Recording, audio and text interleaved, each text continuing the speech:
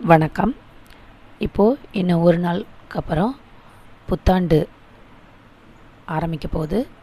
அந்த நியூ இயரை நம்ம எப்படிலாம் கொண்டாடணும், இந்த நியூ இயர்க்கு அப்புறம் நம்மளுடைய வாழ்க்கையில் நிறைய நல்ல மாற்றங்கள் ஏற்படணும் அப்படின்னு ரொம்ப ஆசைப்படுவோம். அதன் பிறகு கிடைக்கக்கூடிய சந்தோஷத்தை நம்ம அனுபவிக்கணும்னு நினைப்போம். நம்மளுடைய ஒவ்வொரு நிலையிலையும், நம்மளுடைய ஒர்க் பண்ணாலும் சரி, நம்மளுடைய வீட்லேயும் சரி, நம்ம குழந்தைகளோட வாழ்க்கையிலையும் சரி, எல்லா இடத்துலையுமே நம்மளுடைய சந்தோஷத்தை நம்ம எதிர்பார்ப்போம். அதற்கான முன்னேற்றத்தை எதிர்பார்க்குறோம். அதுக்காக நம்ம ப்ரேயர் பண்ணுவோம்.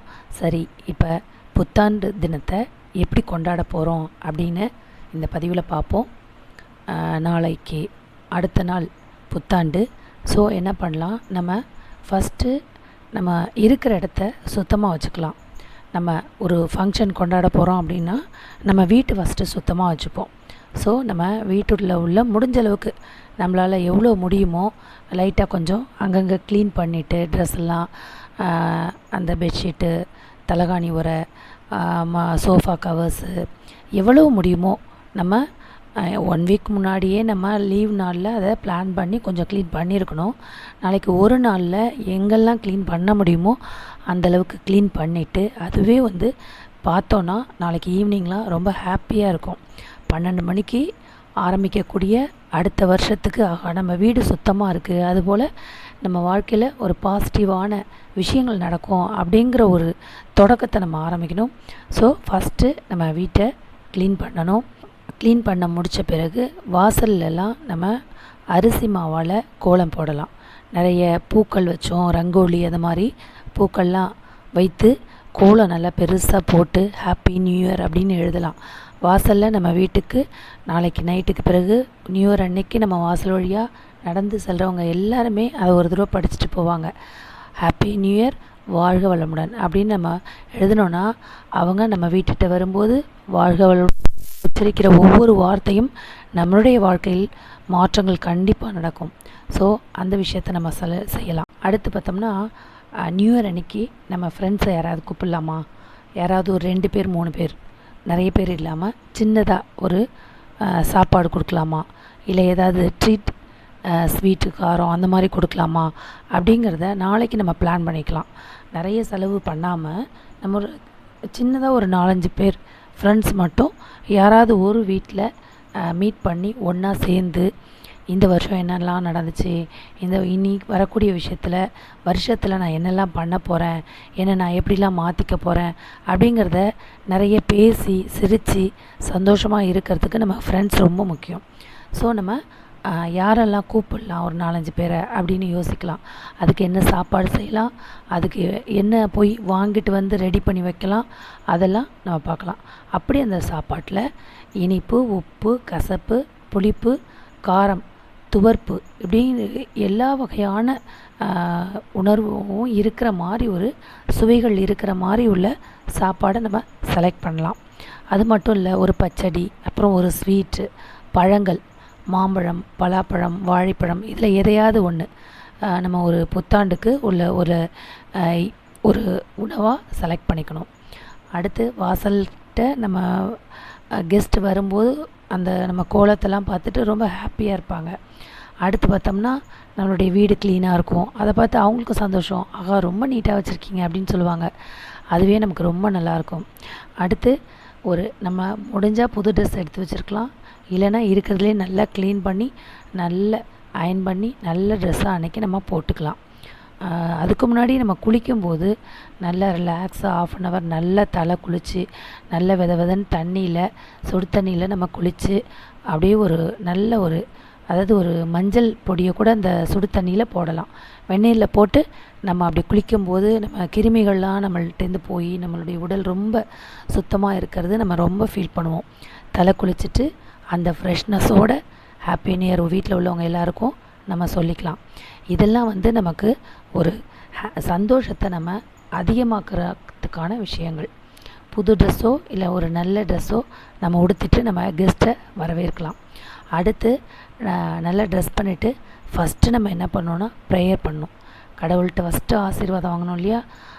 நம்ம ப்ரேயர் பண்ணி நம்மளுடைய நான் இந்த வருஷம் ரொம்ப நல்லா எனக்கு இருந்தது, அடுத்த வருஷமும் எனக்கு ரொம்ப என்னுடைய பணிகளும் சரி, என்னுடைய பிரச்சனைகளும் அதிகமாகாமல் எவ்வளோ முடியுமோ நான் பணம் நிறைய சேமிக்கணும், நிறைய செலவு பண்ணக்கூடாது, எனக்கு ரொம்ப ஆரோக்கியம் நல்லா இருக்கணும், என்னுடைய குடும்பத்துக்கு எப்போதும் நல்லது நடக்கணும், என்னை சுற்றியுள்ளவங்களுக்கு எப்போதும் நல்லது நடக்கணும், நல்ல மழை பெய்யணும், அனைத்து மக்களும் நல்லா இருக்கணும் அப்படின்னு எல்லாருக்காகவுமே நம்ம ஒரு ப்ரேயர் பண்ணோம்னா, அப்போ ஒரு நம்ம வீட்டில் ஸ்வீட் வச்சுருக்கோம் இல்லையா, அதை நம்ம பூஜை அறையில் வச்சு நீர் விளாவிட்டு ஆரத்தி எடுத்து சாம்பிராணி புகையெல்லாம் நல்லா போட்டு அந்த ஒரு சின்னதாக ஒரு சாமி பாட்டு பாடிட்டு அதுக்கப்புறம் நம்மளுடைய நியூ இயரை தொடங்கினோம்னா அன்றைக்கி காலையில் ரொம்ப நல்லாயிருக்கும்.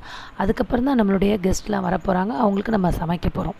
ஸோ முடிஞ்சால் நம்ம காலையில் ஏஞ்சோடனே ஃப்ரெஷ் ஆகிட்டு வீட்டில் ப்ரேயர் பண்ணிவிட்டு நம்ம கோவிலுக்கு போய் ஃபேமிலியோட ஏதாவது ஒரு பக்கத்தில் இருக்கிற கோவிலுக்கு போகலாம். சில பேர் முன்னாடியே பிளான் பண்ணிவிட்டு முத நாள் நைட்டே சில கோவிலில் போய் வெயிட் பண்ணிடுவாங்க, நியூ இயருக்கு அங்கே தான் இருப்பாங்க, அந்த கோவிலில் தான் நம்ம இருக்கணும், இந்த வருஷம் இந்த கோவிலில் நமக்கு இருக்கணும் அப்படின்னு முடிவு எடுத்துருவாங்க. 2-3 பேர் ஃபேமிலியோடு சேர்ந்து கூட அந்த கோவிலுக்கு போயிடுவாங்க. அதுபோல் கூட நம்ம பிளான் பண்ணலாம்.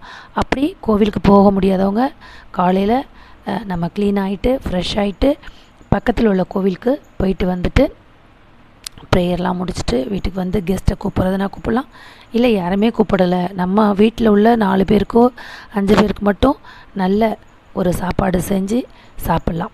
அடுத்து முக்கியமாக நம்ம வீட்டில் இருக்கிற பெரியவங்கள்ட்ட நம்ம ஆசீர்வாதம் வாங்கிக்கணும். எல்லாருக்கும் ஹாப்பி நியூ இயர் சொல்லிட்டோம், நல்லா க்ளீனாக இருக்கிறோம், பாசிட்டிவ் ஆட்டிடியூடோட ஃப்ரெண்ட்ஸோடு சேர்ந்து சாப்பிட்டோம், ஏதாவது ஒரு பக்கத்தில் மார்னிங் கோயிலுக்கு போனோம், ஈவினிங் பீச்சுக்கு போயிட்டு வரலாம், ஒரு ஸ்வீட் செஞ்சு சாப்பிட்லாம், ஈவினிங் ஸ்நாக்ஸ் செஞ்சு சாப்பிட்லாம், இதுபோல் கொண்டாட்டங்களை கொண்டாடலாம்.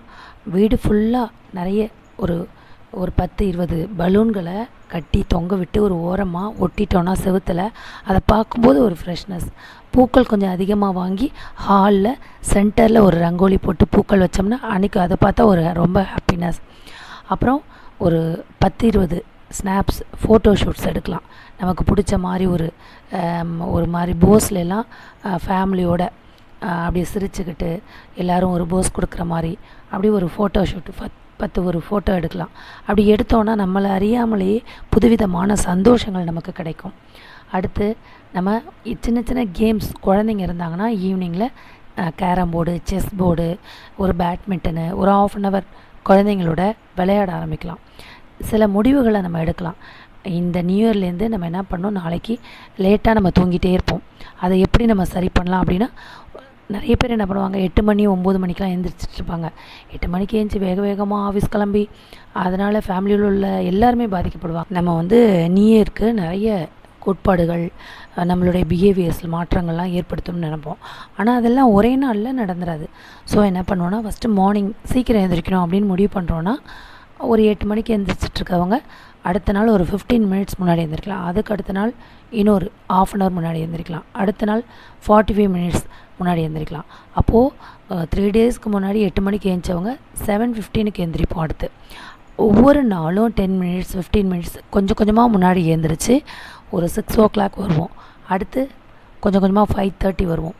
அப்போ 5 o'clock எழுந்திரிக்கிறது பிரம்ம முகூர்த்த டைம்னு சொல்லுவாங்க. அந்த டைமில் பிரபஞ்சத்துக்கிட்ட நம்ம என்ன கேட்குறோமோ அது தருமா. ஸோ நம்ம என்ன பண்ணலான்னா அந்த நேரத்தில் ஒரு தியானம் பண்ணிவிட்டு எக்ஸசைஸ் பண்ணிவிட்டு அதுக்கப்புறம் நம்ம வீட்டு வேலைகளை செய்யும்போது ரொம்ப ஃப்ரெஷ்ஷாக இருக்கும். அன்றைய நாள் முழுவதும் உடம்பு ரொம்ப ஹெல்த்தியாக நம்ம ஃபீல் பண்ண ஆரம்பிப்போம். நமக்கு கொஞ்சம் கொஞ்சமாக வயசு குறையிற மாதிரியே நம்மளுடைய ஹெல்த் இருக்கும். எந்த ஹெல்த் ப்ராப்ளம்ஸும் அதிகமாகாமல் இருக்கும். கொஞ்சம் கொஞ்சமாக சரியாகி எல்லாருமே நம்ம எக்ஸசைஸ் பண்ண ஆரம்பிச்சிட்டோன்னாவே ஒரு 1 month கழித்து அவங்களே சொல்லுவாங்க, ரொம்ப நல்லா இருக்குது, உங்களுக்கு உடல்நிலை ரொம்ப நல்லா இருக்குது, என்ன பண்ணுறீங்க அப்படின்னு கேட்பாங்க. ஸோ நம்ம கன்சிஸ்டன்ஸாக ரொம்ப அதை தொடர்ந்து செய்யும்போது தான் ஒரு விஷயத்தில் நம்ம வெற்றி பெறலாம். ஸோ இந்த நியூ இயரில் சின்ன சின்ன விஷயங்களை ஹாப்பியாக என்ஜாய் பண்ணிவிட்டு நம்மளுடைய பழக்க வழக்கங்களில் இன்னும் சில நிறைய மாற்றங்கள் கொண்டு வரலாம். நம்ம பேசுகிற விதத்தை மாற்றலாம், நம்மளுடைய ஹேபிட்ஸில் தீய பழக்கங்கள்னு எதெல்லாம் நினைக்கிறோமோ அதெல்லாம் மாற்றலாம். நம்மளுடைய ஃப்ரெண்ட்ஸ் ரொம்ப குறைவாக இருந்தாங்கன்னா இனிமேல் எல்லாத்தையும் ரொம்ப அன்பாக பேசணும், யார் எது பேசினாலும் அமைதியாக போகணும், முடிஞ்ச அளவுக்கு பதில் பேசி பேசி வாக்குவாதங்களை குறைக்கணும். நம்ம ஏதாவது ஒரு கோல் எடுத்துகிட்டு அதில் அச்சீவ் பண்ணணும். எவ்வளவு தான் நம்ம நியூ இயர்க்கு அன்னைக்கு மட்டும் நம்ம ஹாப்பியாக இருந்துட்டு அதுக்கப்புறம் நம்ம வந்து அதை லேசினஸ்ஸாக இருந்தோன்னா ஒரு யூஸும் இல்லை. அந்த ஒரு நாள் சந்தோஷம் அந்த ஆண்டு முழுவதும் சந்தோஷமாக இருக்கணும்னா நம்ம கொஞ்சம் சுறுசுறுப்பாக நம்மளை ஆக்டிவாக வச்சு நம்மளுடைய ஹேபிட்ஸை நல்ல மெல்ல மெல்ல முன்னேற்றத்துக்கு கொண்டு வந்து நல்ல ஆரோக்கியத்துடன் இருக்கிறதுக்கான முயற்சிகளை செய்யணும். இதுபோல் நியூ இயரை நம்ம கொண்டாடுவோமா? நீங்கள் எப்படிலாம் நியூ இயரை கொண்டாடணும்னு முடிவு பண்ணியிருக்கீங்க? கமெண்டில் சொல்லுங்கள். நன்றி.